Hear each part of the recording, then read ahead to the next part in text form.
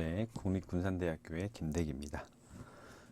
우리 지난 시간에 파이썬에 대해서 이제 선택 구조문에 대해서 이제 학습을 하셨는데, 지난 시간에는 이어서 이제 이번 시간에는 다중 선택 구조문에 대해서 학습을 해보도록 하겠습니다. 자, 다중 선택 구조문에는 양자택일 구조, 그다음에 다중 선택 구조 이렇게 두 가지가 있을 거고요. 해당하는 내용을 설명을 드리겠습니다. 자, 지난 시간에 우리는 이 단일 선택 구조에 대해서 학습을 했고요. 이번 시간에 학습할 내용은 양자택일 구조와 다중 선택 구조에 대해서 학습을 해보도록 하겠습니다. 양자택일 구조문은 조건식, 주어진 조건식에 따라서 둘 중에 하나의 경로를 선택하는 거예요. 지난 시간에 배웠던 단일 선택 구조에서는 조건을 만족한 경우에는 선택 문장을 실행을 했고, 만족하지 않은 경우에는 아무것도 실행을 하지 않고 그냥 빠져나왔습니다. 그죠?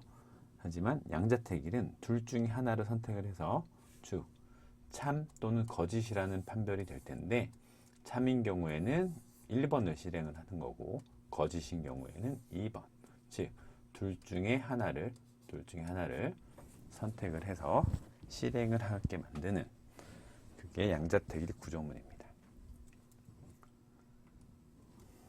쓰는 방법은 우리 지난 시간에 배웠던 단일 선택 구조문 썼던 if는 동일한 방법으로 씁니다. 조건식을 쓰고 콜론을 붙여서 해당하는 밑에 있는 선택 문장이 이렇게 들여쓰기가 되면서 if 조건식에 의해서 판단되면 선택돼서 실행되어지는 코드 블럭이 이렇게 종속되어져서 이렇게 들여쓰기를 통해서 종속된 상태로 보여지게 되고요.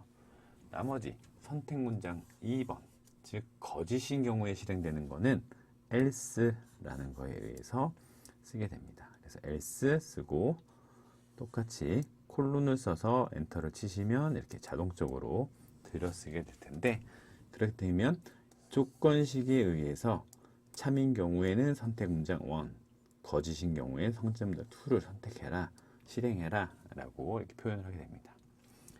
그래서 우리는 조건식 하나의 경우에 참과 거짓으로 이렇게 나눠졌으니까 해당하는 조건식은 if문에 한 번만 써주고 else에는 조건식을 쓰지 않습니다. 그죠? 그래서 다시 정리하면 양자택일 구조문은 두 코드 블럭, 즉 해당하는 선택 문장, 즉 실행해야 되는 문장을 둘 중에 하나만 선택을 해서 실행을 하는 거예요. 그러니까 복잡한 조건을 여러 개 다루는 그런 문장이 아니라 두 가지 중에 하나 선택해서 하는데, 그런 거를 처리할 때 효과적으로 활용이 됩니다. 자, 예를 통해서 함께 학습해 보도록 하겠습니다. 자, 앞서 봤었던 우리 두 개의 숫자를 입력받아서 큰 수를 출력하는 그런 걸 했었어요. 그래서 넘버1과 넘버2를 받아서 일단 넘버1을 max라는 값에 넣어놓고, 비교하지 않았던 넘버2랑 max와 비교를 해서 만약에 max가 넘버2보다 작으면, 즉 다시 넘버2가 max보다 크면, 다시 말씀드리면 이 넘버1이 넘버2보다 크면 이 말이죠. 자, 그랬을 경우에 max라는 값을 바꿔주는 거예요. 바꿔줘서 출력을 했었죠. 자, 그렇다고 하면 이 경우는 넘버1이 크거나 넘버2가 크거나, 그죠? 둘 중에 하나를 선택을 해서 max라는 값을 결정을 해주면 되겠네요. 그래서 그런 거를 이렇게 양자 선택 구조문으로 바꿔보면 이렇게 됩니다. if와 else를 통해서 먼저 if 바로 비교를 해요. 넘버1과 넘버2를 비교를 해서 넘버1이 크다라고 하면 그때 max에다 넘버1을 이렇게 할당을 시키는 겁니다.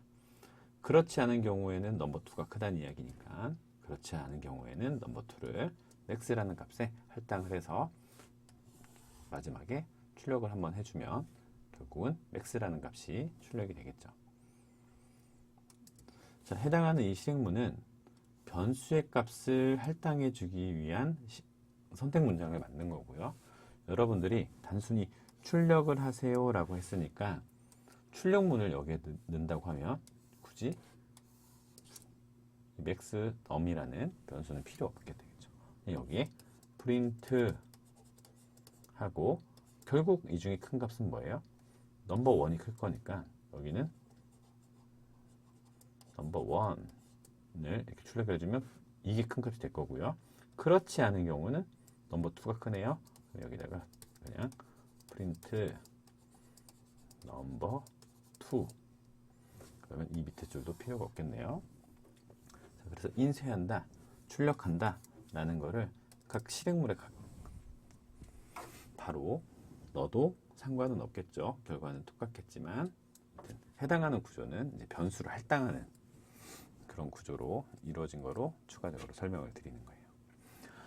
자, 밑에 있는 것도 한번 보면 우리가 기존에 80점 이상인 경우에 합격이라는 메시지를 출력해 주는 거를 여기 아래에 있는 그림처럼 코드문처럼 이렇게 실행문을 작성을 했었어요. 그런데 그 뒤에 그렇지 않은 경우, 즉 80점 미만인 경우에는 불합격이라는 메시지를 출력을 해주래요. 자, 그래서 해당하는 그렇지 않으면에 해당하는 이 부분, 즉 스코어가 80점 이상인 경우에 선택되는 합격과 그렇지 않은 경우에 선택되는 불합격을 이 else문을 통해서 써주게 되면 이 부분, 즉 조건에 의해서 충족되어지지 않은 경우에 실행을 어떻게 해라 라는 문을 else를 통해서 이 뒷부분에 같이 써주게 되면 해당하는 게 실행이 되겠죠. 자, 이게 바로 양자택일 구조문이에요. 앞서서 우리가 if문을 배웠기 때문에 크게 어렵지 않죠. 자, 그 다음은 이제 다중선택 구조문이에요. 그러니까 조건식이 하나가 있는 게 아니라 조건식이 여러 개 있을 경우에요. 우리 if문을 살펴봤을 때 조건식이 참인 경우에 실행 문장을 실행했죠. 그런 것들을 여러 개 복합적으로 놓았다고 생각을 하시면 될 것 같아요. 그래서 오른쪽 그림을 보시면 조건식이 하나, 첫 번째 조건식이 있었을 때 거기를 만족한다고 하면 해당하는 선택 문장을 실행을 하고, 실행은 하면 어떻게 돼요? 제일 밑으로 가서 그 해당하는 구조문을 빠져나오게 됩니다. 만약 조건식 1을 만족하지 못했다고 하면 그 다음 조건식으로 이렇게 가는 거예요. 그 다음 조건식, 그 다음 조건식, 이렇게 조건식을 여러 개 써서 판단을 하게 되는 거죠. 그래서 이 조건식의 참, 즉 조건식을 만족하는 경우에 해당하는 선택 문장 하나만 실행을 하고 빠져나오게 되는 거예요. 조건식을 만들다 보면 해당하는 조건식을 모두 다 만족하지 않은 경우가 생길 수도 있잖아요.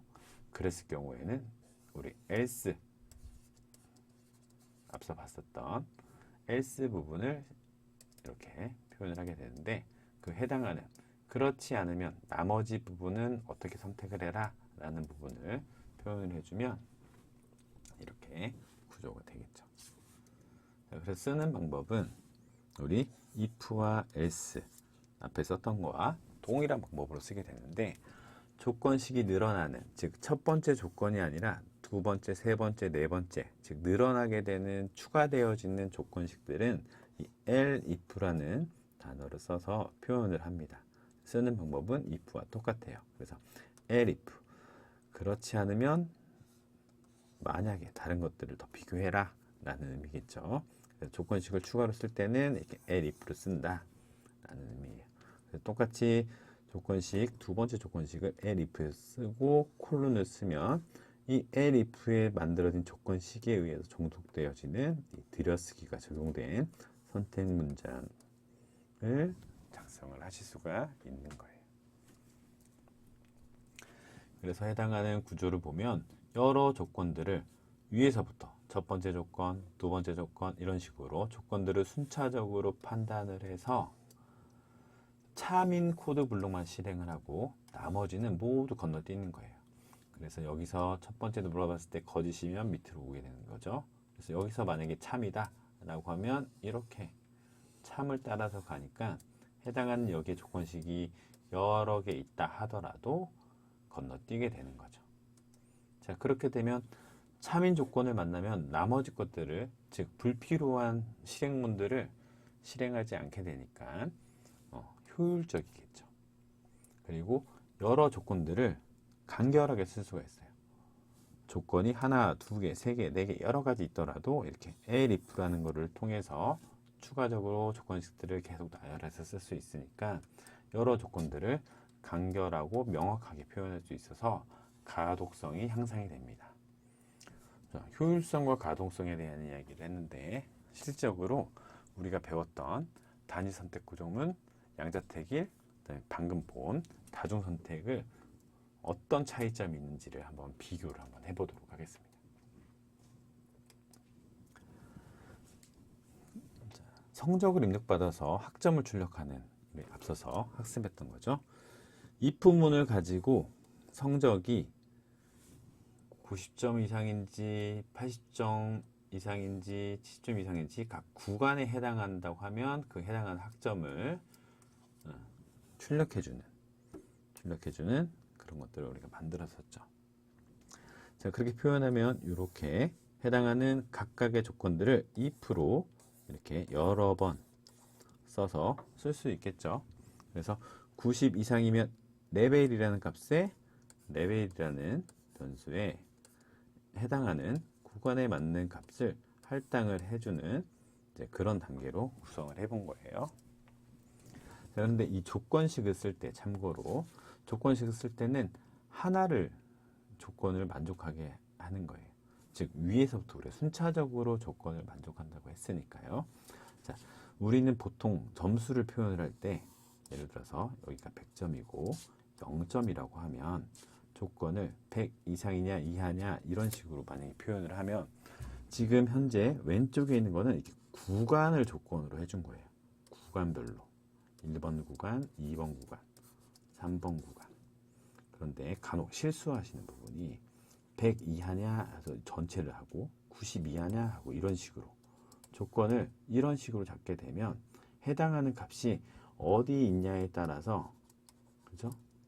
만약에 여기 요 구간에 있는 값은 첫 번째 조건도 두 번째 조건도 세 번째 조건도 만족할 수가 있어요. 그래서 그런 해당하는 구조들을 이렇게 조건식을 쓰게 되면 결과가 엉뚱한 결과가 나오겠죠. 그래서 조건식을 짤 때는 여러분들이 해당하는 내용 그 구간에 어디에 해당되는지를 잘 표현을 해서 이 조건식들이 혼돈되지 않도록 구성을 하셔야 됩니다. 그래서 이거를 점수인 경우에 즉 레벨인 값에 어떤 값을 할당을 하는 거니까 점수에 따라서 할당되는 거를 조건식을 한번 바꿔보면 이런 식으로도 쓸 수 있어요.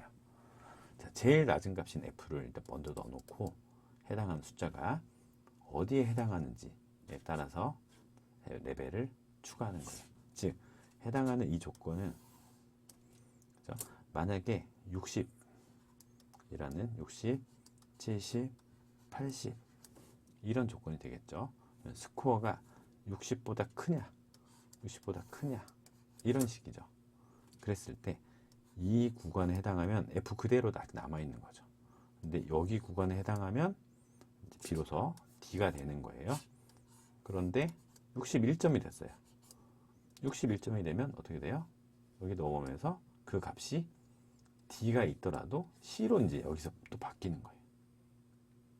자, 이해하시나요? 그래서 조건식을 쓸 때 어떻게 되어지는지를 여러분들이 잘 판단을 하셔서 써야 됩니다. 어쨌든 해당하는 문은 if문 하나를 썼을 때 해당하는 조건들을 각각 써준 거예요. 여기 해당하는 조건들을 각각. 그죠? 자, 이런 경우를 이제 다시 바꿔서 이번에는 단일 선택 구조문으로 바꿔보겠습니다. 자, 해당하는 이렇게 if문으로 썼던 단일 선택 구조문을 양자택일 구조문으로 바꾸면 이런 식으로 바뀔 수가 있어요. 먼저 A냐 아니냐를 먼저 판단하는 거예요. A일 건지 판단해서 그렇지 않으면 B가 B, C, D, F가 되겠죠. 그러면 그 다음에는 B인지를 판단하는 식을 넣는 거예요. 그렇지 않으면 다시 해당하는 이 실행문을 실행을 하게 되는 거죠. 그래서 C를 판단하고 D를 판단하고 F를 판단하고 뭔가 판단을 한다고 했는데 뭐 해당하는 게 뭐 순조롭게 되어진 것 같지는 않아요. 어떻게 보면 더 복잡해 보일 수도 있고요. 그래서 처음에 우리가 말씀드렸듯이 if, else 쓸 때는 둘 중에 하나를 선택을 할 때는 효율적이라는 말씀이 바로 요 말씀을 드리는 거예요. 그래서 여러 가지 복합적인 복잡한 구조문 쓸 때는 if와 else를 이렇게 계속 반복해서 쓴다고 하면 if를 반복해서 쓰는 것보다 훨씬 더 복잡해 보일 수도 있어요. 자, 어쨌든 해당하는 똑같은 문제를 if 하나만 가지고 쓰는 단일 선택 구조문을 쓴다고 하면 이런 식으로 쓸 수 있고요. if else를 활용을 해서 양자택일 구조문을 쓰면 이런 식으로 표현이 됩니다. 자, 그렇다고 하면 우리가 이제 추가적으로 배웠던 다중 선택 구조문을 쓰면 어떻게 될까요? 자, 이런 식으로 표현이 됩니다. 자, if와 else 부분에 있어서 추가적인 조건들을 elif로 써주는 거예요. 자, 그렇게 쓰면, 자, 조건을 보시면 얘는 이제 구간으로서 썼는데요. 이쪽은 물론 구간이긴 하지만 윗부분, 즉 A에 해당하는 첫 번째 조건에 만족되는 부분은 이제 빠지고 이런 식으로 쓸 수가 있는 거예요. 자, 그러면 보다 간단하게 표현이 될 수 있겠죠. 자, 그래서 해당하는 조건들이 이렇게 여러 가지가 있을 때에는 if를 여러 번 써서 표현하는 방법도 첫 번째가 있었고요. 두 번째는 if와 else만을 활용을 해서 계속 반복적으로 쓰는 방법이 있었고, 세 번째로는 다중 선택 구조문을 쓰는 방법이 있었어요. 종합적으로 다시 비교를 해보면 이런 문장이 될 거예요. 자, 이건 조건식만 다시 따로 본 거예요. 그래서 앞뒤문의 부분은 어차피 똑같았으니까 조건식, 즉 판별하는 문, 레벨을 판별하는 그 해당하는 문을 비교를 했을 때 단순히 if문을 쓴 거랑 if else문을 쓴 거랑 elif를 활용한 다중 선택 구조문을 쓴 거랑 보시면 확실히 다중 선택 구조문을 쓴 게 보다 간결하고 명확하게 쓴 것을 우리가 알 수가 있습니다. 그래서 여러분들은 이제 고민을 이제 적용을 하실 때 해당하는 조건식을 어떤 식으로 쓰는 게 우리에게 좀 더 이해가 편하고 그리고 명확하게 표현할 수 있는지를 고민을 해보시면 당연히 조건이 여러 가지가 있으면 if와 elif, else를 활용한 이 단위 선택 구조문을 활용하는 게 효율적이구나 라는 게 이해가 되셨을 겁니다. 자, 마지막으로 해당하는 다중 선택 구조문을 활용하는 내용을 한번 예제로 보겠습니다. 자, 사용자가 입력한 월에 따라서 해당 월이 어떤 계절에 속하는지를 출력하는 것을 한번 만들어 본 거예요. 그래서 계절이라는 것은, 즉 봄은 우리가 일반적으로 3, 4, 5월을 봄이라고 하고요. 여름은 6, 7, 8월, 가을은 9, 10, 11월, 겨울은 12, 1, 2월. 이런 식으로 월에 따라서 우리나라는 사계절이 있게 되죠. 그래서 month라는 값에 자, 월을 입력하세요 하고 이렇게 1에서 12까지를 넣게 되겠죠. 월이니까요. 그래서 해당하는 입력값이 뭔지에 따라서 3 또는 4 또는 5면 계절은 봄. 그래서 해당하는 입력한 이 month라는 값, 몇 월은 시즌, 봄입니다, 여름입니다, 가을입니다, 겨울입니다. 이런 식으로 보여줄 수가 있겠죠. 자, 간단하게 해보니까 이렇게 쓸 수 있는데요. 자, 잘 살펴보면 구조상에는 문제가 없어요. 자, 그런데 조금 더 효율적으로 아니면 조금 더 명확하게 해당하는 문장을 수정할 필요가 있을 것 같아요. 자, 어떤 경우가 있을까요? 자, 우리 인풋을 통해서 해당하는 이 month라는 값은 사용자로 하여금 입력을 받아야 돼요.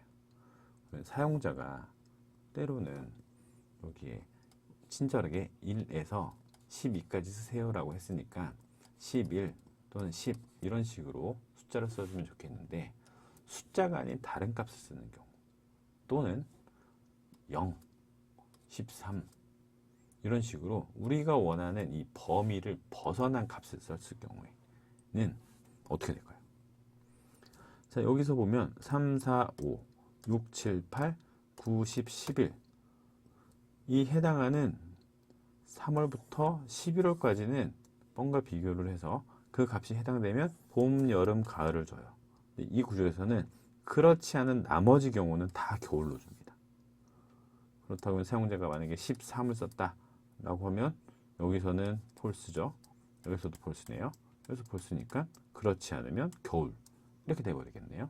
그래서 13월은 겨울입니다. 이런 식으로 나올 거 아니에요. 그래서 그런 부분, 이건 구조상의 오류는 아니지만 우리가 원하는 결과물이 아니에요. 자, 이거를 어떻게 하면 수정을 할 수가 있을까요? 자, 그런 구조를 수정하기 위해서는 사용자가 입력상 오류가 나타난 부분도 처리를 할 수 있도록 하는 겁니다. 즉, 우리가 원하는 거는 1월부터 12월까지니까 1월부터 12월까지에 대해서 처리하는 선택문들을 전부 다 만들어주고, 그렇지 않으면, 즉 else라는 이 부분을 이 사용자가 잘못 입력했을 경우에 해당하는 선택 문장으로 만들어주면 되겠죠. 자, 그렇게 바꿔보면 다음과 같이 바꿀 수가 있겠네요. 자, 그래서 3, 4, 5월은 봄, 6, 7, 8월은 여름, 9, 10, 11월은 가을, 12, 1, 2월은 겨울 이렇게 쓰고요. 여기에 해당하는, 즉 1부터 12까지의 우리가 원하는 인트형의 숫자가 아닌 다른 값이 들어왔을 경우에는 잘못된 입력이라는 거를 이 시즌이라는 변수에 할당을 시켜주는 선택 문장을 만들어주는 거예요. 그래서 모두 다 거짓인, 해당하는 조건 1, 2, 3, 4 해당하는 조건들을 모두 다 만족하지 않은 경우에는 잘못된 입력입니다 라고 이렇게 표현을 해주면, 프린트하는 결과물은 사용자가 만약에 15를 넣었다 라고 하면 15월은, 그죠? 원스에 15가 들어갔을 거니까요. 15월은 뭐예요? 이 중에 해당되는 거는 잘못된 입력일 거니까 잘못된 입력입니다. 즉 여기처럼 이런 식으로 사용자에 의해서 오류가 발생된 것을 처리해주는 문장이 추가가 되는 거예요. 자, 오른쪽에 있는 것은 해당하는 조건을 조금 더 간단하게, 단순하게 써보는 방법이에요. 즉 무슨 이야기냐면, 이 조건 1을 봤을 때 조건 1은 3 또는 4 또는 5일 경우에는 봄을 판단해 주는 거니까, 우리가 앞서서 여러분들은 변수와 연산자 이런 것들을, 자료 형태 이런 것들을 배우셨을 텐데, 그 형태 중에 그러니까 우리 in이라는 걸 배웠잖아요. 그래서 in 안에 리스트 형태, 또 튜플 형태로 요소들을 이렇게 쓸 수 있겠죠. 그래서 해당하는 요소 3, 4 콤마를 통해서 요소 1, 요소 2, 요소 3 이렇게 요소들을 각각 콤마를 통해서 구분해서 쓰게 되는데, 이 리스트 안에 있냐 라는 식으로 비교를 하면 조금 더 이렇게 논리식에 의해서 비교하는 것도 방법이 되겠지만, 우리가 조금 더 간단하게 표현을 하면 이런 식으로 표현을 하면 되겠죠. 그래서 판단을 해서 몇 월인지를 받았을 때 해당하는 월에 해당하는 계절을 판단하는 조건을 이런 식으로 고칠 수가 있습니다. 그렇게 하면 잘못된 입력입니다는 밑에 그대로 동일하게 쓰고요. if와 else 부분에 해당하는, elif 부분에 해당하는 이 조건식 1, 2, 3, 4 각각의 조건식들을 이런 식으로 표현을 하면 조금 더 조건식이 단순화가 되겠죠. 이런 부분들은 여러분들이 학습을 하시면서 추가적으로 알아가시면 좋을 것 같습니다. 자, 여기까지가 우리가 이제 선택문, 즉 조건식에 따라서 만족한 경우의 실행, 아니면 만족하지 않을 경우의 실행, 아니면 해당하는 선택 문장만 실행하는 뭐 다양한 선택 구조문에 대해서 배웠습니다. 자, 여기 보여지는 이 화면에서 조금 더 발전을 한다고 하면, 자, 사용자가 이렇게 잘못 입력했어요. 잘못 입력했으면 프로그램을 끝날 게 아니라 사용자로 하여금 다시금 입력할 수 있도록 해줘야겠어요. 그렇다고 하면 어떻게 해야 돼요? 잘못된 입력을 알려주고 다시 이 해당하는 구조가 위로 올라가야 돼요. 자, 그러면 우리는 선택 구조에서는 참인지 거짓인지 조건문에 의해서 실행하는 문을 분기를 해서 실행을 하거나 실행을 하지 않거나, 또는 실행을 조건들이 여러 개 붙었을 경우에 어떤 선택 문장을 실행하냐, 이런 식 구조가 됐었는데, 이런 구조로 한다고 하면 이게 다시금 처음으로 돌아가야 돼요.